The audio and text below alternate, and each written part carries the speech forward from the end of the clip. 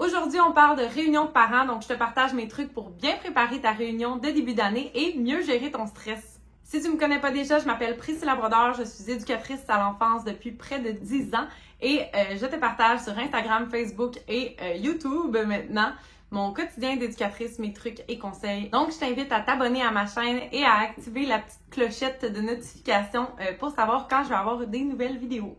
Là, je tiens juste à dire que je suis en réaménagement de mon bureau, donc c'est vraiment le désordre, mais on fait comme si on ne le voyait pas. Okay? On vit dans le déni de tout ce qui se passe là, parce que ça, c'est la petite partie que vous voyez pas derrière vous en ce moment. C'est épouvantable, mais on n'y passe plus. C'est parti, on rentre dans le vif du sujet. Donc, mes premiers conseils sont vraiment pour les personnes qui sont stressées face à la réunion de parents. On s'entend que ce soit ta première ou ta 15e réunion, il y a tout le temps un petit stress, une petite fébrilité, surtout si tu es une personne timide. Donc, mon premier truc, c'est habille-toi donc normalement. Ça a l'air super niaiseux, mais je parle par expérience parce que pour mes une ou deux, trois premières rencontres de parents, je m'habillais chic. OK? Parce que dans notre profession, on est tout le temps habillé pas mal relax. Puis là, j'avais envie de montrer mon professionnalisme aux parents. Donc, je voulais me mettre toute belle, toute chic. Puis j'étais super belle, là. Mais j'étais tellement stressée. Et la fois où j'ai décidé de m'habiller plus relax, plus normalement à une réunion de parents, c'est fou comment ça a descendu ma pression. C'est comme si, en m'habillant chic, j'envoyais un message à mon cerveau que c'était donc un événement important. Puis que c'est comme si j'allais donner un spectacle. Puis... Fait que là, c'était trop stressant. Fait que habille-toi normalement. Mon deuxième conseil, c'est vraiment si t'es stressé là, juste avant de commencer ta réunion, moi ce que je fais, c'est que je parle avec mes collègues ou avec ma direction, peu importe, jusqu'à la dernière seconde. Premièrement, ça me permet de me changer les idées, puis en plus, c'est comme si ça me permet de ne pas avoir un silence à briser au début de la réunion. Parce que là, je parle avec mes collègues, puis là, je vois les parents arriver, puis je suis comme « Hey, salut, tu peux aller t'asseoir dans le local, je m'en viens. » Puis comme ça, ben je rentre dans le local, puis je suis comme « Salut, comment ça va? » Blablabla. Puis on commence la réunion. Fait qu'il n'y a pas de moment où je suis toute seule dans mon local à placer mes petits papiers, à placer les petites chaises, puis que je suis stressée, puis que c'est tout silence, puis que je m'entends respirer. Puis là, les parents rentrent, puis là, c'est comme malaisant. Fait que c'est mon deuxième truc.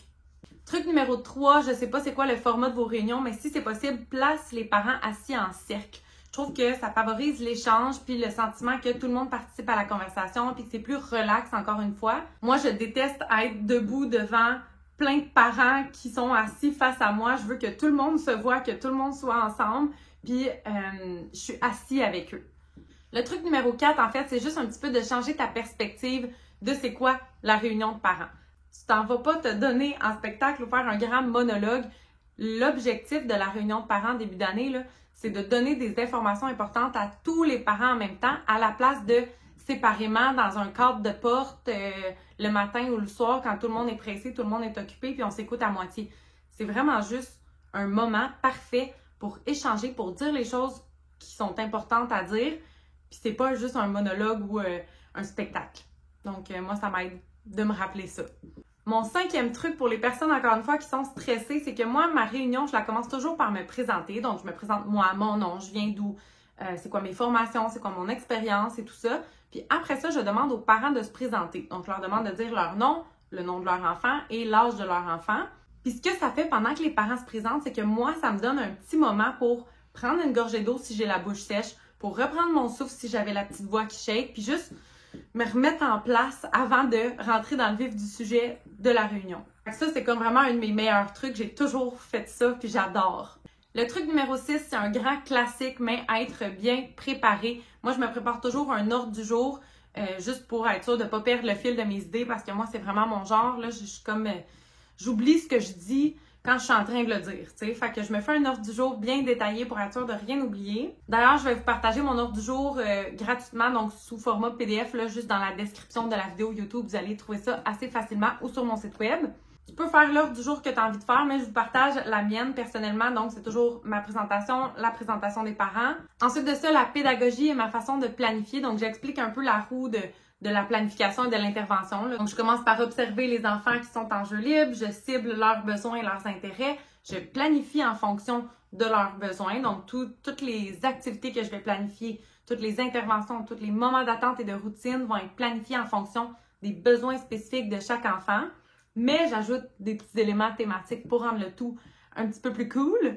Ensuite de ça, ce que j'ai planifié, je le mets en place et je répète la roue, donc j'observe, j'évalue et je recommence à l'infini pendant toute l'année. Donc, j'explique un petit peu ça aux parents.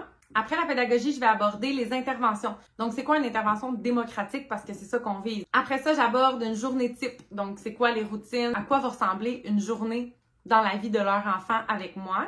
Et je termine ça par tout ce qui est info pratique. Quand je parle d'info pratique, je parle vraiment de montrer aux parents, par exemple, ah ben ici, c'est là que je mets les vêtements de rechange. Donc, si vous voulez venir regarder là qu'est-ce qui reste à votre enfant, ben n'hésitez pas à rentrer dans le local, ouvrez les armoires, vous pouvez y aller. Tous les vendredis, je vais vous redonner le sac à dos, vous devez laver les draps, les rapporter le lundi. La bouteille d'eau reste ici. Dans le journal de bord, quand j'indique au dîner 2 fois, ça veut dire qu'il a mangé 2 portions. Donc vraiment juste des petites infos pratiques, là, justement, des informations importantes à savoir pour les parents. Là, je sais plus, je suis rendue à mon combienième point, OK? Mais je vais vous parler de la pédagogie. Parce que des fois, on a tendance à vouloir presque leur faire un petit cours d'éducation à l'enfance. On est tellement passionnés, puis on a tellement de connaissances, puis on veut les partager parce que c'est important pour nous. Mais c'est pas ça vraiment l'objectif, puis des fois, on va perdre leur attention. Surtout que des fois, on a l'impression qu'il y a certains parents qui n'ont pas trop le goût d'être là ce soir-là, puis c'est ça. Donc, c'est vraiment mieux d'aller droit au but, puis d'y aller plus au niveau pratique, puis au niveau comment je vais intervenir au quotidien avec leur enfant, plutôt que pourquoi je fais ça, pourquoi c'est bon pour l'estime de soi, pourquoi. Puis, on peut en parler un peu, mais juste rendre ça vraiment comme concis et intéressant. Donc, juste un petit exemple comme ça, quand moi, par exemple, je vais parler de l'intervention, je vais aborder ma couleur parce que, oui, c'est correct hein, de parler de notre couleur, de dire qu'on est tous humains, on vise l'intervention démocratique, mais moi, par exemple, Priscilla, je suis un petit peu plus sur le laisser-faire. Tu sais, moi, je laisse beaucoup de chance et tout ça, mais je travaille là-dessus parce que je veux offrir un cadre sécurisant pour l'enfant. Fait que c'est exactement comme ça que je le dirais aux parents, tu sais, dans le sens que je m'éternise pas en long et en large, mais je vais expliquer vraiment c'est quoi l'intervention démocratique. C'est le partage du pouvoir, c'est la méthode d'accès, accueillir les émotions, offrir des choix à l'enfant, offrir des responsabilités, c'est ça être démocratique. Fait que vraiment, on met ça short and sweet. À la fin de la réunion, moi, j'offre toujours un petit document avec les informations importantes à retenir. Donc, soit ça peut servir d'aide-mémoire pour les parents ou des fois, c'est le fun pour le parent qui n'a pas pu assister à la rencontre, qui était avec les enfants ce soir-là, il peut avoir un petit dépliant ou un petit document, peu importe lequel format vous voulez le faire. Mais encore une fois, pour ce dépliant-là, ne pas mettre trop d'informations. Sinon, ils ne liront pas. Dans ton document, tu peux écrire c'est quoi ton horaire, c'est quoi les effets personnels à apporter, c'est quoi ta présentation, puis tout ça. Donc, juste vraiment des petits points importants et faciles à lire. Ça aussi, je vais vous mettre un exemple PDF dans la description de la vidéo. Et je mets aussi un lien Canva pour modifier le document, le mettre à votre couleur, mettre vos informations dessus. Donc, vous pouvez retrouver ça juste en bas. Mon dernier truc que j'ai à te donner, là, c'est fais-toi confiance et souris. Tout le monde aime écouter quelqu'un qui est souriant, quelqu'un qui a l'air d'être heureux d'être là. Ta job d'éducatrice, d'éducateur, là, tu la connais. Donc, fais juste en parler tel quel, sans besoin de se mettre de la pression avec ça. Ça va bien aller. Je suis avec toi. Et j'espère que mes petits documents et ma vidéo vont avoir pu t'aider. Donc, bonne réunion!